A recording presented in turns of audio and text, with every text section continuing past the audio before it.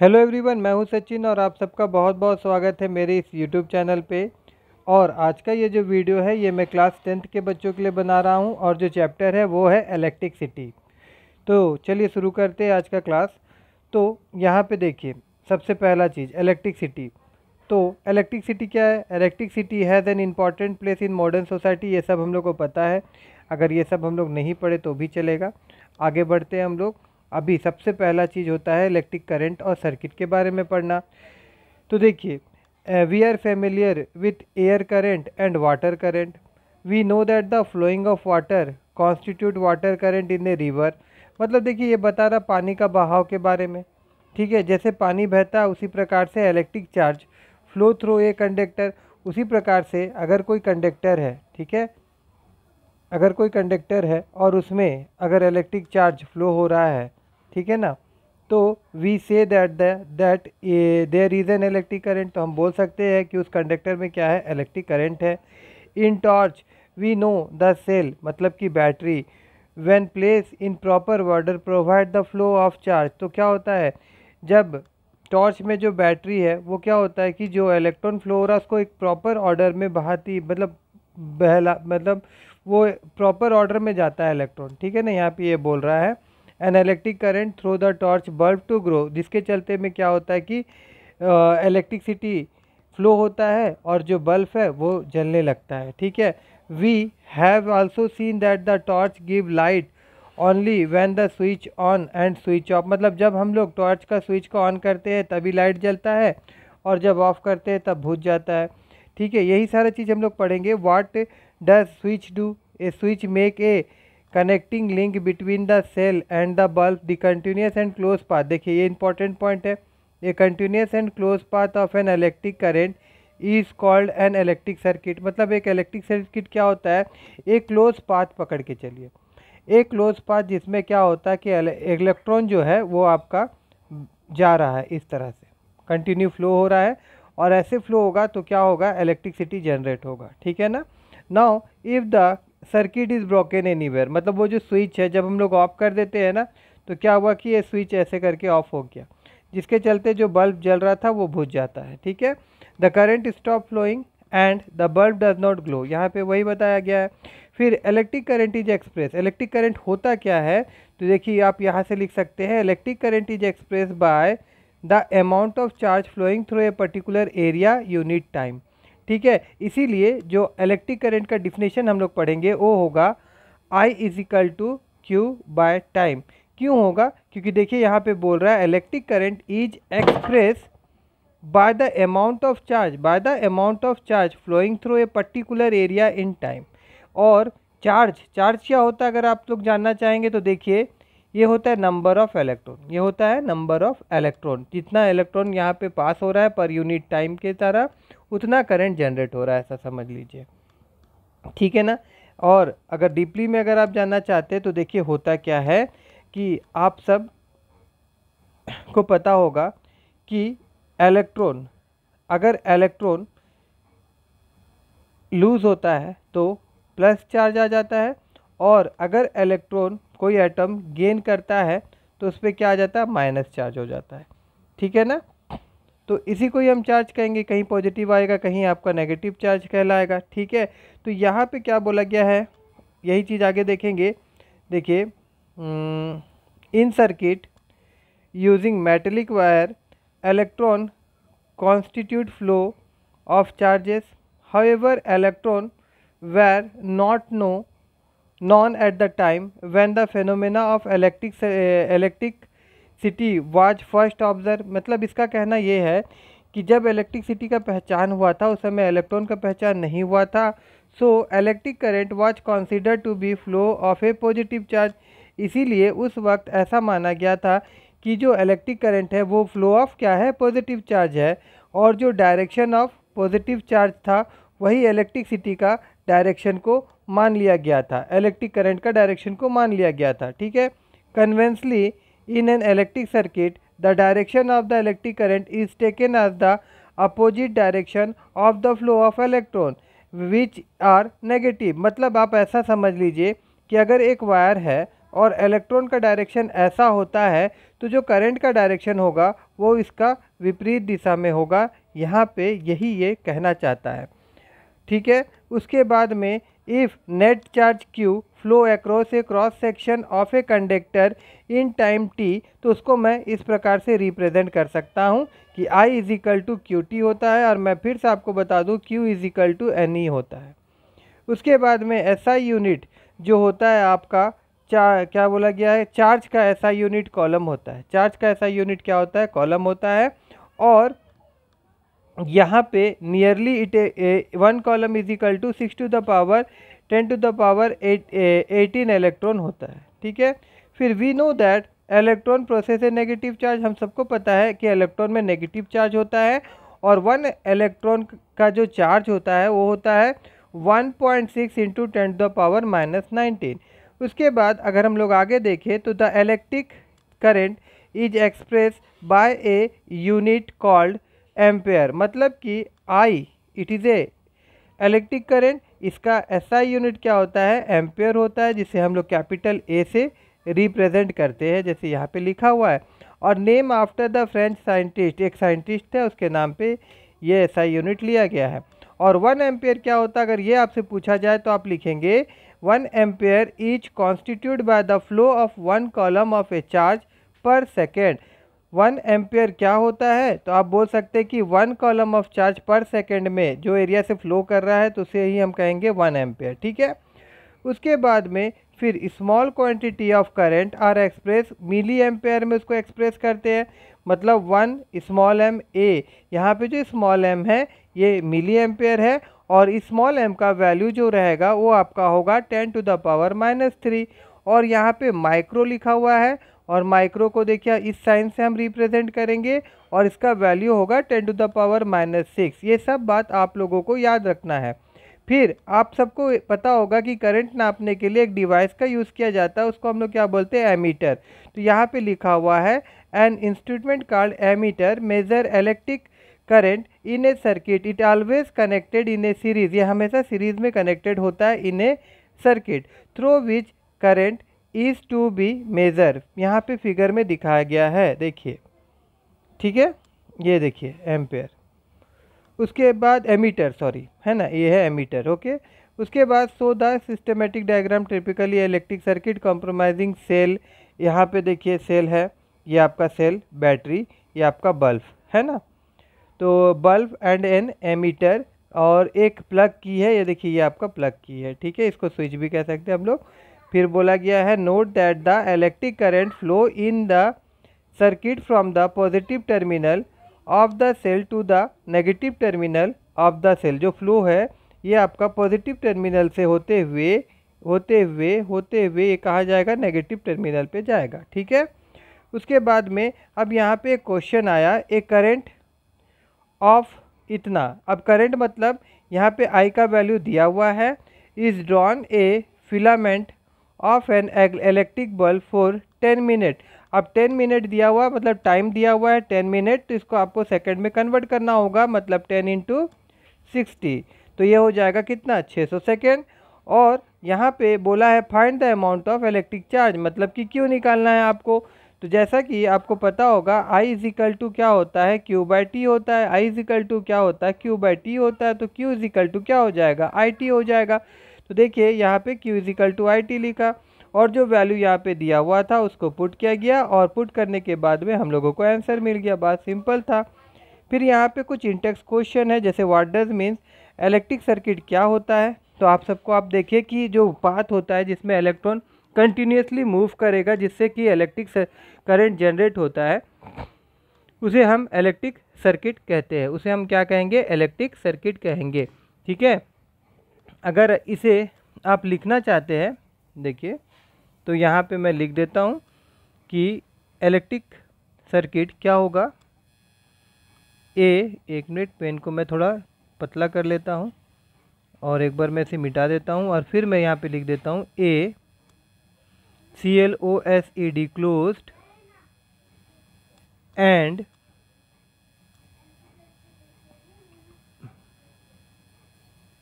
continuous path through which electric current flow is known as electric circuit. ठीक है, हो गया। फिर बोला गया डिफाइन यूनिट ऑफ करंट। तो यूनिट ऑफ करंट क्या होता है आप सबको पता है ना, ये बताने का क्या ज़रूरत है, आप इस चीज़ को तो कर ही लेंगे ना।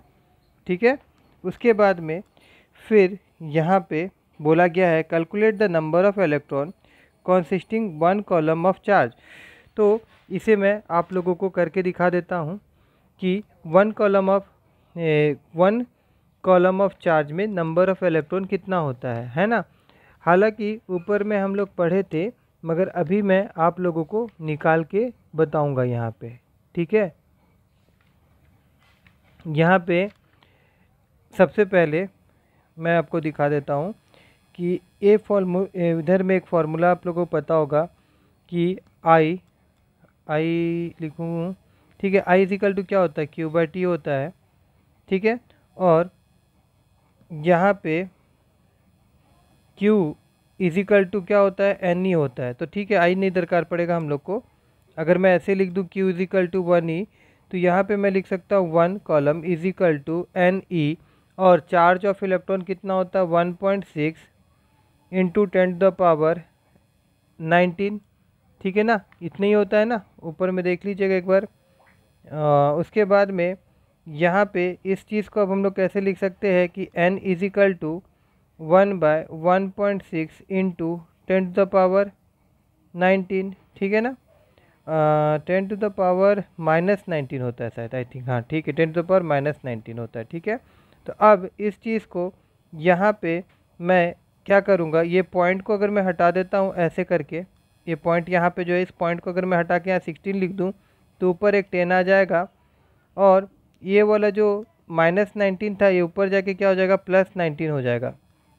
इस चीज़ को मैं यहाँ पे एक बार मिटा देता हूँ और फिर से ठीक से लिख देता हूँ कि यहाँ पे 10/16 हो जाएगा, और ये जो -19 है ये ऊपर जाके क्या हो जाएगा, +19 हो जाएगा। और उसके बाद में फिर यहाँ पे 10 इंटू 10 मैं 18 लिख सकता हूँ। मतलब कि यहाँ से एक नंबर मैंने घटा दिया, 19 से 18 कर दिया, और 18 कर दिया, और एक 10 को बाहर में लेके आ गया, और यहाँ पे मैंने 16 कर दिया। अब इसको अगर मैं काटूँगा तो ये कितना मिलेगा मेरे को, यहाँ पे ये 4 हो जाएगा, और यहाँ पे ये 5 हो जाएगा। और फिर अगर मैं काटूँगा इसको तो यहाँ पे ये 2 हो जाएगा, और यहाँ पे ये 5 हो जाएगा। और अब मुझे यहाँ पे 25/2 मिल रहा है। एक मिनट, यहाँ पे एक बार मैं देखूँ। देखिए यहाँ पे मैं गलती कर रहा हूँ, सॉरी फॉर दैट। डायरेक्ट एक काम करता हूँ, मैं इसको मैं 100 कर देता हूँ, और नीचे में क्या था आपका 16 था। ठीक है ना, तो इसको अगर आप काटेंगे, इसको अगर आप डिवाइड करेंगे तो आपको 6.25 इंटू 10⁻18 मिलेगा। देखिए मैं डिवाइड यहाँ पे करके दिखा देता हूँ। 100/16 था, तो इसको अगर हम लोग काटेंगे तो क्या हो जाएगा, 50 या तो 50 छोड़िए, उतना बहुत लंबा हो जाएगा। 4 से ही काटेंगे अगर हम लोग, तो यहाँ पे 25 आ जाएगा, यहाँ पे 4 आ जाएगा, और उसके बाद 25 को 4 से अगर आप ये करेंगे तो क्या हो जाएगा, देखिए 24 हो जाएगा, और ये कितना आएगा, 6 आएगा। और फिर यहाँ पे 0.0, फिर 2 आएगा, फिर 8, फिर 2, फिर 0, फिर 5। ठीक है ना, ओके। आई होप आप सबको ये समझ में आएगा कि इस प्रकार से हम लोग नंबर ऑफ़ इलेक्ट्रॉन निकाल सकते हैं वन कॉलम का। ठीक है, ऐसे तो आप इसको याद ही रख लीजिएगा, अच्छा रहेगा। देगा भी तो आपको ज़्यादातर MCQ में ही देगा, पूछा जाएगा। ठीक है ना, उसके बाद नेक्स्ट टॉपिक क्या है, इलेक्ट्रिक पोटेंशियल और पोटेंशियल डिफरेंस क्या होता है। ठीक है, तो देखिए यहाँ पे क्या बोला गया है, what make the electric charge to flow, let us consider the analogy of flow of water. Charge do not flow in copper wire by themselves, मतलब चार्ज अपने आप फ्लो नहीं होता है, उनको फ्लो करवाना पड़ता है। Just as a water is a perfectly horizontal tube, मतलब एक हॉरिजेंटल ट्यूब है और अगर इसमें पानी रखा होगा तो पानी क्या अपने से फ्लो होगा? नहीं होगा ना। If one end of the tube is connected to a tank of water at higher level such that there pressure difference between, अभी देखिए अगर मान लीजिए इसी ट्यूब को अगर मैं थोड़ा सा टेढ़ा कर दूं तब क्या होगा? फ्लो होना चालू हो जाएगा। ठीक है, ये क्यों हुआ? क्योंकि एक तरफ क्या होगा कि प्रेशर ज़्यादा हो जाएगा, एक तरफ क्या हो जाएगा? कम हो जाएगा। तो हायर प्रेशर से लोअर प्रेशर की तरफ पानी क्या होगा? फ्लो होना चालू हो जाएगा। और यहाँ पे उसी प्रकार से बोल रहा है कि अगर एक ऊपर में एक है और नीचे में एक है तो जाहिर सा बात है पानी इस प्रकार से बहेगा, है ना। और यहाँ पे टू एंड ट्यूब दिया हुआ है, water flow out the other tube, flow of charge in conducting material wire, the gravity of course has no role to play, इसमें कोई ग्रेविटी का रोल नहीं होता है। Electron move only if the difference of the electric pressure called potential difference. तो electron कैसे flow होता है? अगर पोटेंशियल डिफरेंस में कुछ चेंज होगा तभी वो फ्लो होगा अलोंग द कंडक्टर। अभी यहाँ पे बोला गया है the difference of potential may be produce by battery consisting one और मोर इलेक्ट्रिक सेल। देखिए पोटेंशियल डिफरेंस क्या होता है, ऐसे भी मैं बोल सकता हूँ अगर एक सोर्स चार्ज है और एक पॉइंट चार्ज को अगर हम लोग इन्फिनिटी से लेके आ रहे हैं उसके नज़दीक, तो इसको लाने में जो वर्डन होता है वो आपका पोटेंशियल कहलाता है, इलेक्ट्रिक पोटेंशियल कहलाता है। और पोटेंशियल डिफरेंस को इस प्रकार से मैं बोल सकता हूँ कि अगर एक पॉइंट पे एक चार्ज रखा हुआ है, पॉइंट चार्ज रखा हुआ है और इस पॉइंट से ये इस पॉइंट में आता है, तो यहाँ पे मान लीजिए कि ये V1 पोटेंशियल था और यहाँ पे इसका V2 पोटेंशियल था। तो जो चेंज इन पोटेंशियल हुआ होगा मतलब V2 माइनस V1 जो हुआ होगा that is known as a potential difference. इसको हम लोग क्या बोलेंगे? पोटेंशियल डिफरेंस बोलेंगे। The chemical action within a cell generate the potential difference across the terminal cell even when no current is drawn from it. When the cell is connected to the conducting circuit element, the potential difference set the charge in a motion in the conductor produce an electric current. In order to maintain the current in a given electric circuit, the cell has to expend its chemical energy stored in it. देखिए यहाँ पे सबसे important बात ये होता है कि जो वोल्टेज है वो होता है V equal to W Q. इसको कैसे याद रखेंगे? तो आप ऐसे याद रखें कि एक पॉइंट पे एक पॉइंट चार्ज था, एक पॉइंट पे एक पॉइंट चार्ज था, तभी इस पॉइंट चार्ज को दूसरा पॉइंट में लाने के लिए, ए से बी लाने के लिए कुछ मेहनत करना पड़ा होगा, कुछ वर्क करना पड़ा होगा। तो ये जो वर्क करना पड़ा था वो किसके बराबर होगा? वो पोटेंशियल डिफरेंस के बराबर होगा। किसके बराबर होगा? पोटेंशियल डिफरेंस के बराबर होगा। इसीलिए potential difference between two point का जो वैल्यू होगा वो किसके बराबर होगा? वर्क डन टू ब्रिंग एक पॉइंट चार्ज, मतलब work done by Q, work done by Q. इसको याद रखिएगा, ये बहुत काम आने वाला है। उसके बाद इसे हम वोल्ट कहते हैं, यही हमारा वोल्टेज होता है, पोटेंशियल डिफरेंस। तो 1 वोल्ट इजिकल टू क्या होगा? देखिए वर्क का ऐसा यूनिट जूल होता है और आपका चार्ज का कूलम होता है तो जूल बाय कूलम हो जाएगा। फिर यहाँ पे देखिए क्या बोला गया है कि पोटेंशियल डिफरेंस मेज़र करने के लिए एक इंस्ट्रूमेंट आता है, उसको वोल्ट मीटर कहते हैं। उसे हम क्या कहते हैं? वोल्ट मीटर कहते हैं। और जो वोल्ट मीटर होता है वो हमेशा पैरेलल से कनेक्ट होता है, पैरेलल से कनेक्ट होता है, ठीक है ना। और कुछ था यहाँ पे, देखिए हाँ यहाँ पे एक चीज़ बताना था। देखिए ऐसा unit of electric potential difference क्या होता है? वोल्ट होता है। अब जाहिर सा बात है ये भी एक साइंटिस्ट थे, उनके नाम पे रखा गया था, ठीक है। उसके बाद में हाँ और एक चीज़ है यहाँ पे, देखिए 1 वोल्ट का डिफिनेशन अगर पूछा जाए तो क्या होता है? 1 volt is the potential difference between 2 point in a current carrying conductor when 1 joule of work is done to move a charge of 1 coulomb. मैंने आपको बताया ना क्या बोला गया था कि चार्ज को लाने में एक जगह से दूसरा जगह जो वर्क किया जाता है उसे हम पोटेंशियल डिफरेंस कहते हैं। वही चीज़ यहाँ पे लिखा हुआ है कि जब वो जो काम हो रहा होगा वो किसी 1 कूलम का चार्ज होगा और इसमें 1 जूल का वर्क परफॉर्म किया गया होगा, तब जाके 1 वोल्ट का पोटेंशियल डिफरेंस उसमें आया होगा, ठीक है ना।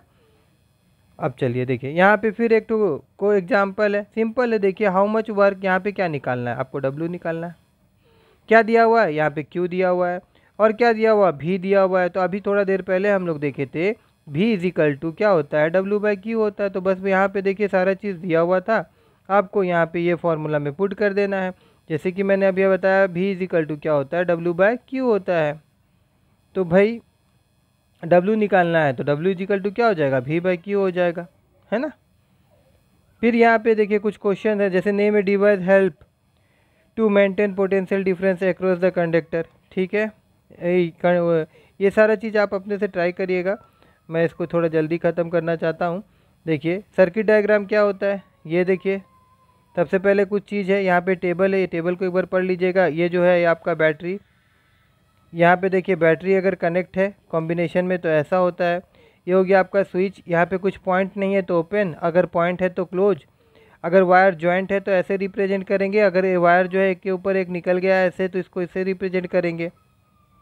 इलेक्ट्रिक बल्ब को इस प्रकार से रिप्रेजेंट किया जाता है। रजिस्टर या रेजिस्टेंस, इसको इस प्रकार से रिप्रेजेंट किया जाता है। वेरिएबल रेजिस्टेंस या फिर रियोस्टेट को इस प्रकार से रिप्रेजेंट किया जाता है।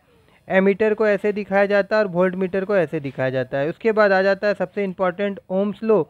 तो ओम्स लो को मैं डायरेक्ट बताऊँ तो ओम्स लो में हम लोग को जानकारी मिलेगा कि जो वोल्टेज होता है वो डायरेक्टली प्रोपोर्शनल होता है करंट के साथ में। और हर एक में जब भी हम लोग कोई भी प्रोपोर्शनलिटी साइन हटाते हैं तो क्या हो जाता है, कांस्टेंट आता है। यहाँ पे क्या है आर, बट आर का वैल्यू कांस्टेंट होगा ऐसा कभी भी मत समझिएगा, ठीक है ना।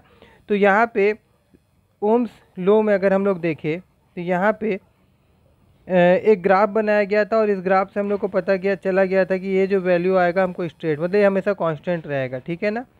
तो यहाँ पे अगर इस एक्टिविटी को पढ़ें हम लोग, इसको पढ़ेंगे नहीं, यहाँ से अगर मैं बता दूँ देखिए कि एक जर्मन फिजिस्ट थे ओम्स, है ना, फाउंड रिलेशनशिप, वो एक रिलेशनशिप देखे current flowing in a magnetic wire और पोटेंशियल डिफरेंस, मतलब वो करंट और potential difference across a terminal का एक रिलेशनशिप देखे।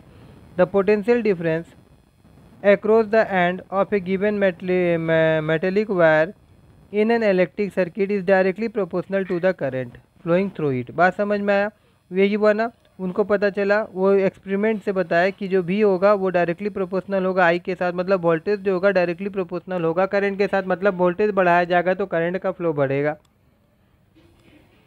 ठीक है। और फिर यहाँ पे एक कांस्टेंट दरकार पड़ता है हम लोग को, तो कांस्टेंट क्या हो गया, आर हो गया, और यहाँ पे भी इजिकल टू आर हो गया। और ये जो आर कांस्टेंट आया, ठीक है, metallic wire property conductor is resist to flow the charge. अब ये आर का काम क्या है, जैसे मान लीजिए कि ये एक रास्ता है और यहाँ से अगर ये इलेक्ट्रॉन फ्लो हो रहा है और यहाँ पे इलेक्ट्रॉन का फ्लो में कोई रुकावट पैदा कर रहा है तो वो आपका होता है रेजिस्टेंस, और इस इलेक्ट्रॉन को जो धक्का मार के आगे बढ़ा रहा है वो होता है आपका वोल्टेज, ठीक है। अब रेजिस्टेंस का ऐसा यूनिट जो होता है वो होता है ओम, ठीक है। और ये साइन है देखिए यहाँ पे ग्रीक लेटर में इस प्रकार से। तो according to the Ohm's law R is equal to V/R, ये चीज़ हम लोग को मिलता है। उसके बाद में यहाँ पे देखिए, if the potential difference across the two end of a conductor is 1 volt and the current through it 1 ampere, then the resistance R of the conductor is 1 ohm. तब मतलब ये 1 ओम का डिफिनेशन मिल जाएगा आपको कि जब पोटेंशियल डिफरेंस दो point के बीच में 1 वोल्ट होता है और जो करंट होता है वो 1 एम्पेयर का होगा, तो जो रेजिस्टेंस होगा वो कितना का होगा, 1 ओम का होगा, ठीक है। और यहाँ पे ये कंपोनेंट यूज, हाँ देखिए, और एक इम्पॉर्टेंट यहाँ पे देखिए, a component is use to regulate current without changing the voltage source is called variable resistance in a electric circuit. और एक डिवाइस होता है, ए डिवाइस, और बोला गया सर्किट, और ये device is called rheostat is often use to change the resistance in the circuit, ठीक है। तो यहाँ से आपको पता चल गया कि वेरिएबल रेजिस्टेंस क्या होता है और रियोस्टेट क्या होता है।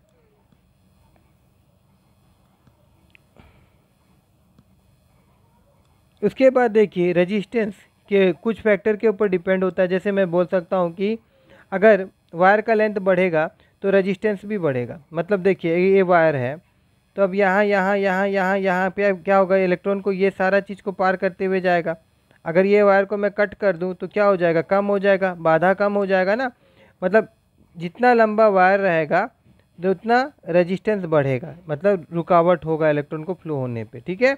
तो R is directly proportional to the length होता है और R is inversely proportional to the area होता है। मगर अगर मैं इसी को थोड़ा बड़ा कर दूं, वायर को, वायर का एरिया बड़ा हो गया, अब अगर रुकावट रहेगा तब भी इलेक्ट्रॉन क्या होगा, आराम से पार हो सकता है ना भाई। तो इसी प्रकार से एरिया अगर बढ़ेगा तो रेजिस्टेंस घटेगा और लेंथ अगर बढ़ेगा तो रेजिस्टेंस बढ़ेगा। और इसी को अगर मैं एक कर दूं तो ये कुछ इस प्रकार से L/A आ जाएगा।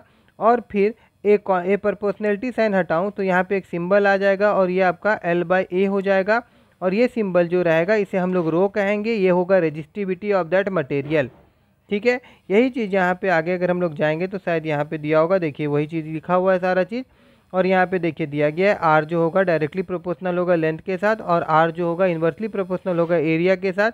और जब कंबाइन करेंगे हम लोग तो ये ऐसे मिलेगा हम लोगों को। और उसके बाद यहाँ पे जो साइन था इसे हम रो कहेंगे। और ये क्या होता है, कांस्टेंट ऑफ प्रोपोर्शनलिटी। और ये क्या कहलाएगा, ये कहलाएगा electrical resistivity of material of the conductor.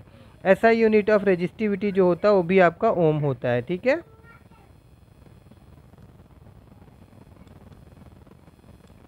उसके बाद यहाँ पे देखिए एक लाइन है, the metal and alloy have very low resistivity in the range of this to this.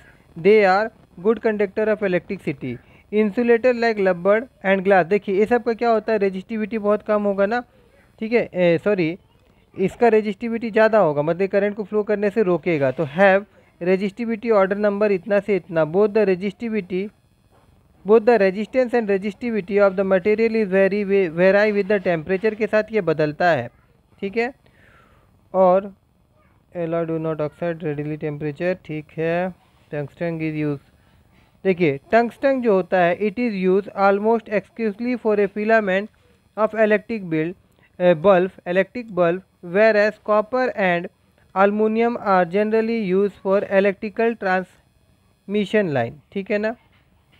अब यहाँ पे मटेरियल दिया हुआ और ये सब का रेजिस्टिविटी दिया हुआ है, मटेरियल दिया और ये सब का रेजिस्टिविटी दिया हुआ है, ठीक है। अब देखिए जितना मतलब जो जिसमें इलेक्ट्रॉन फ्रीली नहीं मूव होगा उसका रेजिस्टिविटी क्या होगा, ज़्यादा होगा। और metal is a good conductor तो इसका रेजिस्टिविटी क्या होगा, कम होगा, ठीक है।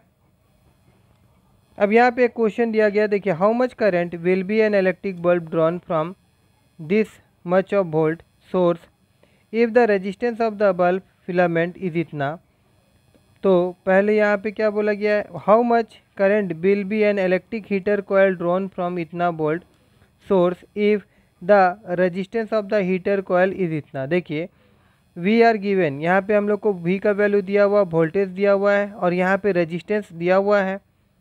तो यहाँ पे हम लोग क्या निकाल सकते हैं, करंट निकाल सकते हैं। आई इज इक्वल टू क्या हो जाएगा, देखिए हम लोग को पता है V is directly V is equal to क्या होता है, आर आई होता है। तो आई इज इक्वल टू क्या हो जाएगा, वी बाई आर हो जाएगा। तो बस यहाँ पे क्या किया गया, वी बाई आर को यूज़ किया गया है और यूज़ करके क्या निकाल दिया गया है, आई निकाल दिया गया है, दैट मीन्स करंट निकाल दिया गया है। नीचे में भी वोल्टेज था और रेजिस्टेंस था तो यहाँ पे भी हम लोग क्या निकाल सकते थे, करंट निकाल सकते थे। यहाँ पे करंट निकाल दिया गया है।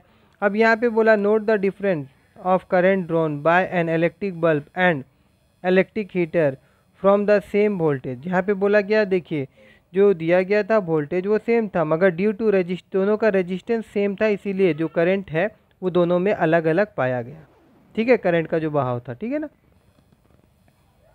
अब यहाँ पे फिर एक क्वेश्चन है, यहाँ पे क्या बोला जा रहा है, the potential difference between the terminal of electric heater is 60 volt when it drawn a current. जब इसमें 4 एम्पेयर का करंट डाला गया from the source, what current will be the heater drawn, the potential difference is increase to. इसमें देखिए यहाँ पे potential difference पहले हम लोग को निकालना पड़ेगा। We are given potential difference यहाँ 60 दिया हुआ है, आई दिया हुआ है, तो पहले हम लोग क्या कर दिए, रेजिस्टेंस निकाल दिए यहाँ पे according to the Ohm's law, resistance कितना होगा वो निकाल दिए।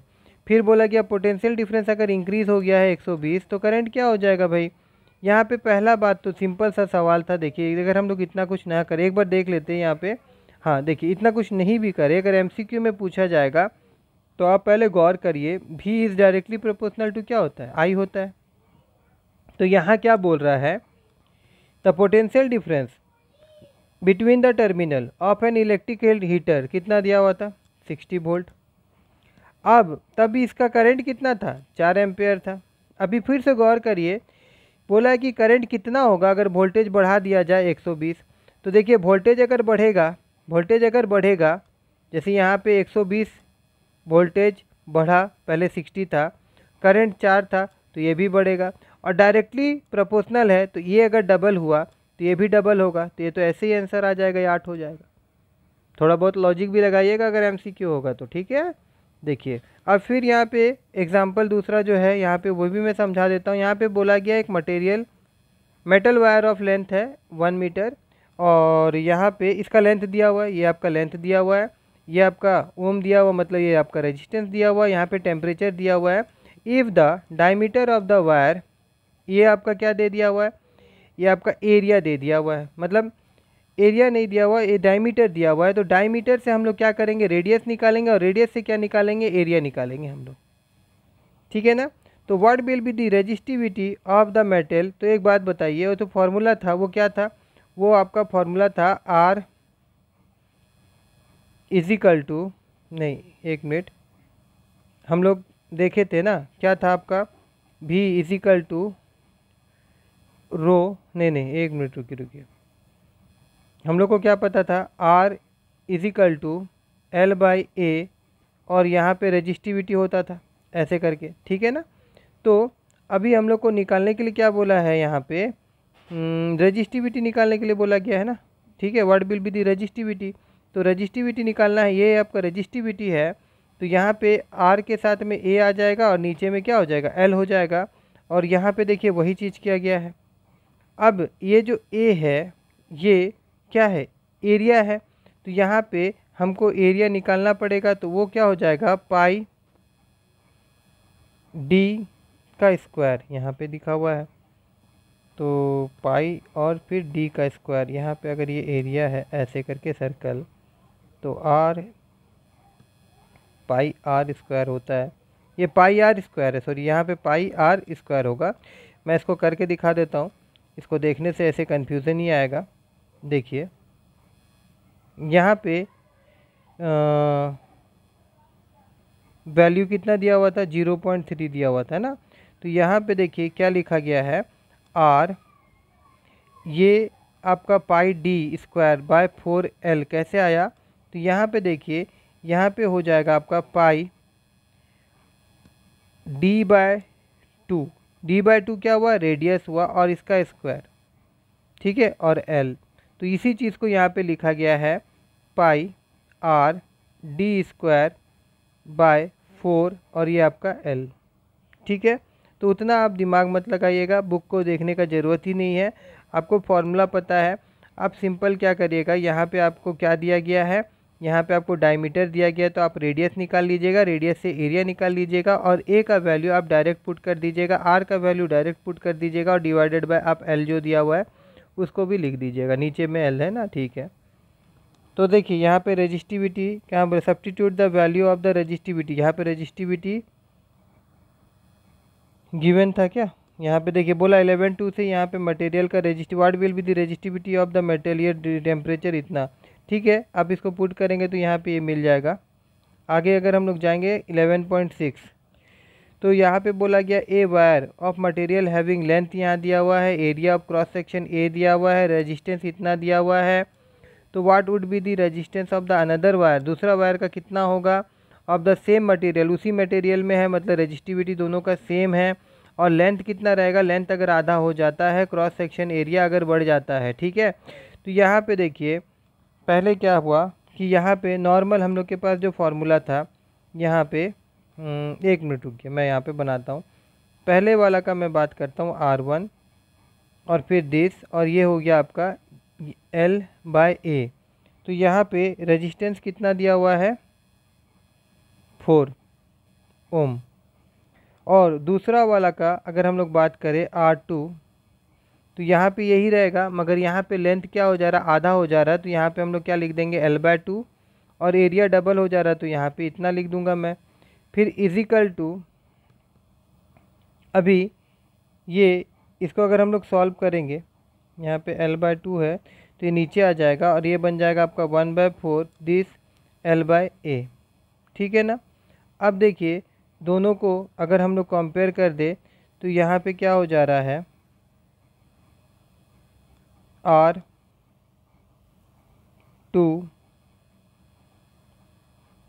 यहाँ पे अगर मैं इसको सही से लिख दूँ, ये आपका 1/4 हो गया, ये रो हो गया और L/A हो गया। तो यहीं से आप देखिए इस पार्ट को ध्यान से देखिए, हमको क्या मिल जा रहा है, R1 नहीं मिल जा रहा है, मिल जा रहा है ना। तो हम लोग यहाँ लिख सकते हैं R2 = 1/4 R1। ठीक है। तो यहाँ पे R2 कितना हो जाएगा, ये हो जाएगा आपका 1 एम्पेयर। कैसे, तो R2 = हम लोग निकाल लिए 1/4 R1 है और R1 कितना था, 4 ओम था, तो कट गया ये, कट गया ये, तो कितना निकल गया, 1 ओम। आई होप कि आप सबको समझ में आया था। बहुत ही अच्छा क्वेश्चन है, इसको एक बार और करिएगा। उसके बाद में फिर यहाँ पे कुछ क्वेश्चन है, सब आप अपने से ट्राई करिएगा। आगे हम लोग जब जाएंगे तो क्या है, रेजिस्टेंस और रजिस्टर के बारे में, मतलब सीरीज और पैरेलल का कॉम्बिनेशन के बारे में होगा। तो इस चीज़ को मैं यहीं पे आपको शॉर्ट में दम समझा देता हूँ।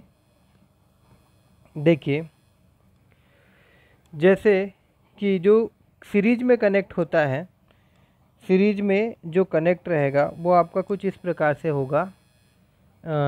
उसमें करंट जो रहता है ना वो आपका शायद कांस्टेंट रहेगा, करंट है ना। तो यहाँ पे अगर मैं लिखूँ I = VR, ठीक है।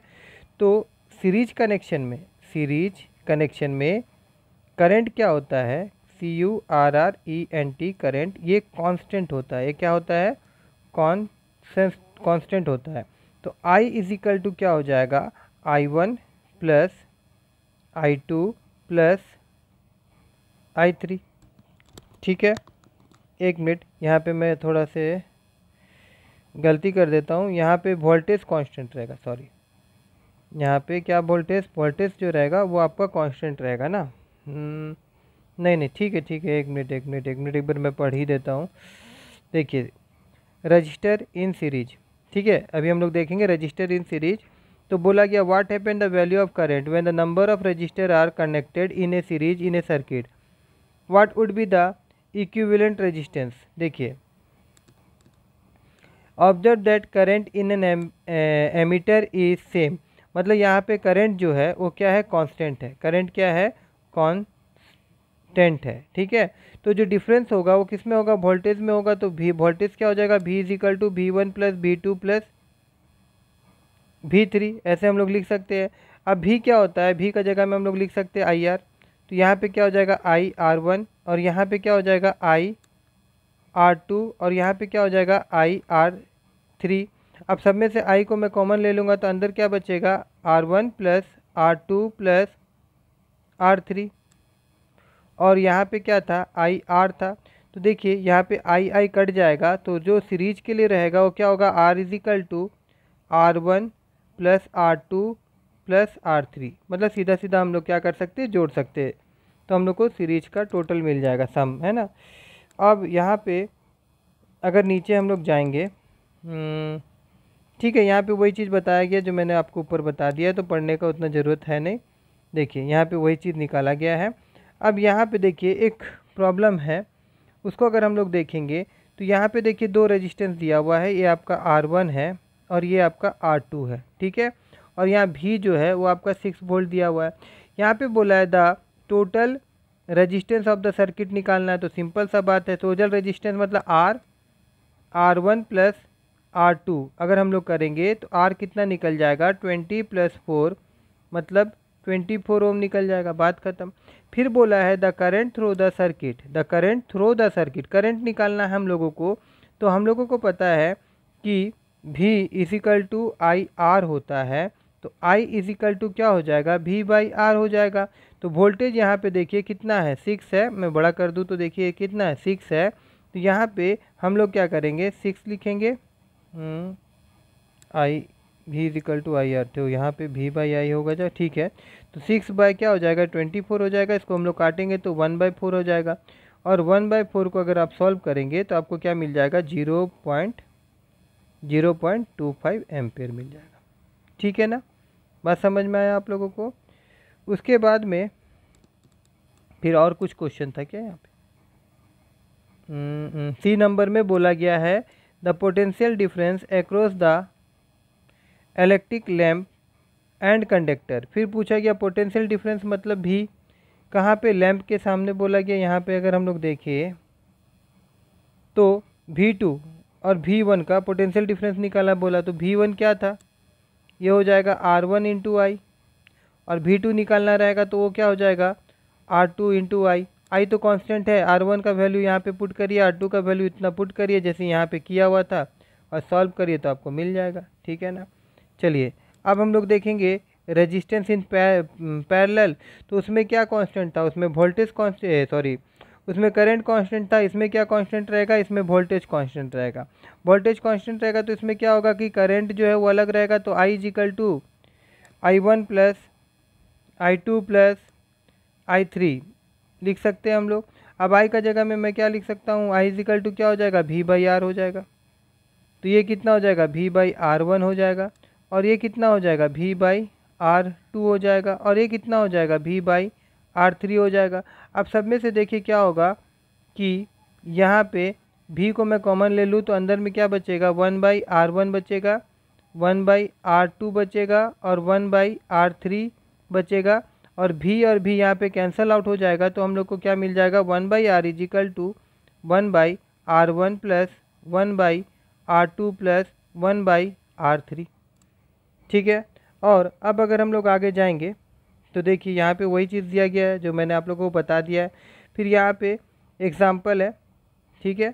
तो यहाँ पे देखिए इन द सर्किट डायग्राम फिगर यहाँ पे दिया हुआ है जिसमें रजिस्टर दिया हुआ है। ठीक है। और यहाँ पे देखिए 1 2 3 इसका वैल्यू भी दे दिया गया है, which has been connected to a battery. यहाँ पे V का वैल्यू भी दिया हुआ। कैलकुलेट क्या करना है, the current through the each resistor, current कितना है ईच रजिस्टर में, ये हम लोगों को यहाँ पे कनेक्ट निकाल के दिखाना है। ठीक है ना।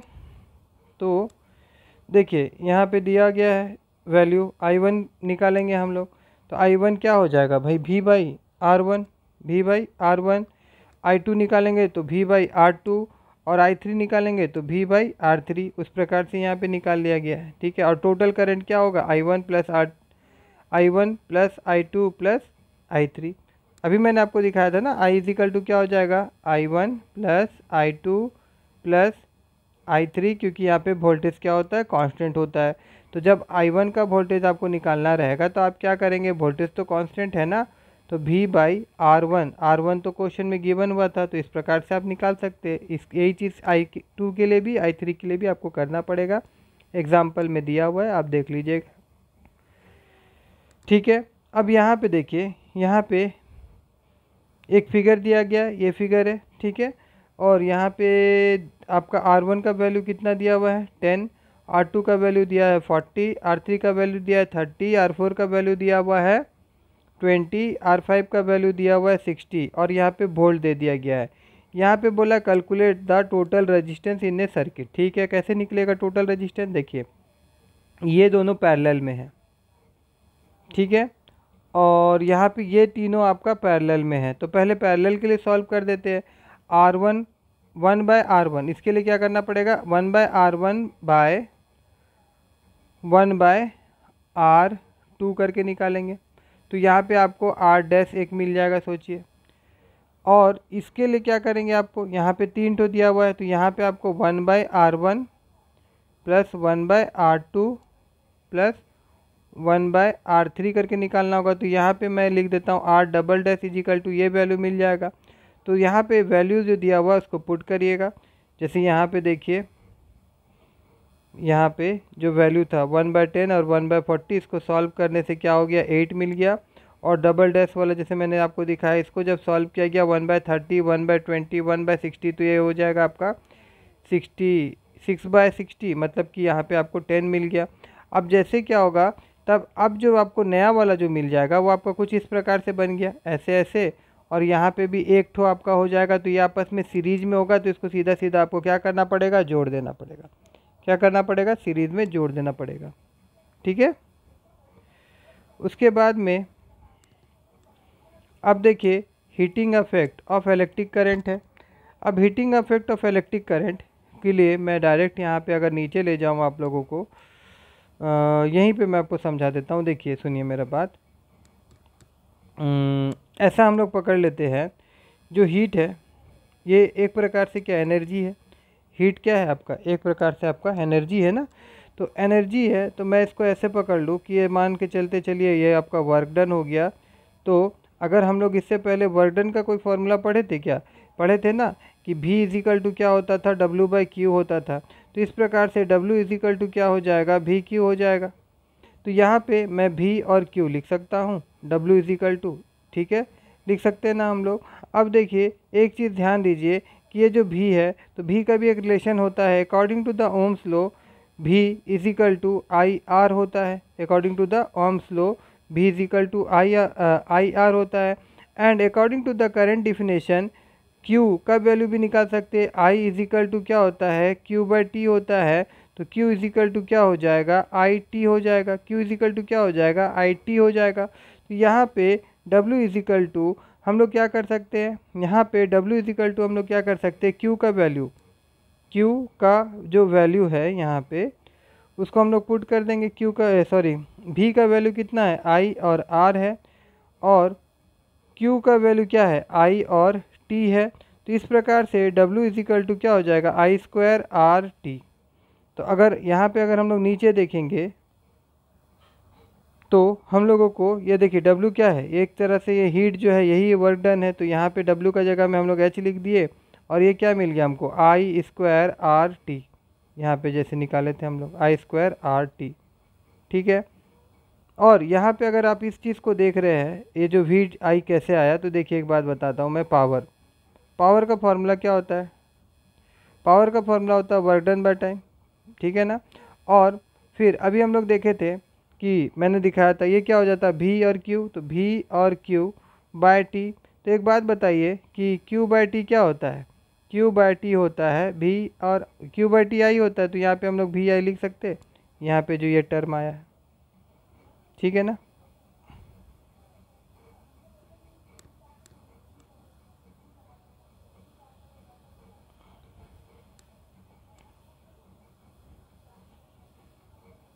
और ये जो इक्वेशन बना, इसी इक्वेशन को हम लोग क्या बोलते हैं, जूल लॉ ऑफ हीटिंग। अब देखिए इसी से रिलेटेड यहाँ पे एक एग्जांपल है। यहाँ पे एक इलेक्ट्रिक आयरन है दिया गया है जो कंज्यूम करता है एनर्जी इतना वाट, ठीक है। और बोला गया when heating is eight the maximum rate of 360 वाट, जब इतना वाट का होता है। When the heating is at the minimum the voltage is 220 volt, ठीक है।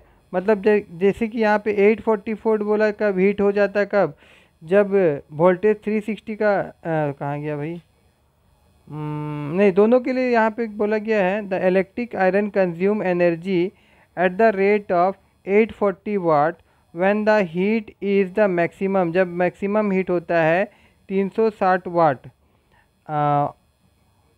नहीं, जब, एक मिनट, सॉरी फॉर दैट, एक मिनट में फिर से आप लोगों को समझा देता हूँ। हाँ, क्या बोला गया है कि जब यहाँ पर electric current consume energy at the rate of 840 watt when heat is the at the maximum rate, जब हीट क्या होता है, बहुत ज़्यादा होता है। और बोला गया फिर 360 watt when the heat is minimum, तभी जब कम होगा तो कितना रहेगा, 360 वाट रहेगा, ठीक है। तो यहाँ पे ये आपका वर्क है, पकड़ के चल जाइए, ठीक है ना। तो अभी मैंने आपको दिखाया था कि P power equal to VI होता है, ठीक है। तो यहाँ पे I इजिकल टू क्या हो जाएगा, पावर बाय P/V। तो यहाँ पे ये जो है पावर यहाँ पे दिया हुआ है 840 से मैं अगर डिवाइड कर दूँ किसको, वोल्टेज को, जो दिया गया था 220, तो ये कट जाएगा। और अगर इसको आगे हम लोग काटेंगे तो हम लोगों को ये वैल्यू दे देगा 3.86 एम्पेयर। मतलब तब करंट कितना था, तब करंट इतना था। और उसके बाद फिर अनदर जो दिया हुआ था उसमें भी हम लोग क्या करेंगे, जो वैल्यू है उसको हम लोग पुट करेंगे, है ना। सॉरी, यहाँ पे फिर रेजिस्टेंस निकालने बोला था, तो रेजिस्टेंस का फॉर्मूला क्या होता है, V/I होता है। तो यहाँ पे वोल्टेज कितना है 220 है और I का वैल्यू 3.82 है, तो इसको सॉल्व करने से रेजिस्टेंस इतना मिल जाएगा। सिमिलरली मिनिमम के लिए भी वैसे ही करेंगे हम लोग, I इजिकल टू P/, यहाँ पे क्या हो जाएगा V, उसको पुट किए तो यहाँ पे करंट मिल गया, और फिर हम लोग रेजिस्टेंस निकालेंगे तो वोल्टेज बाय करंट कर देंगे, तो हम लोग को क्या मिल जाएगा, रेजिस्टेंस मिल जाएगा। ठीक है, ठीक है। तो आज के क्लास में इतना ही। अगर आप लोगों को मेरा ये वीडियो अच्छा लगा हो तो मेरे इस वीडियो को लाइक करिएगा और मेरे चैनल को सब्सक्राइब करना मत भूलिएगा।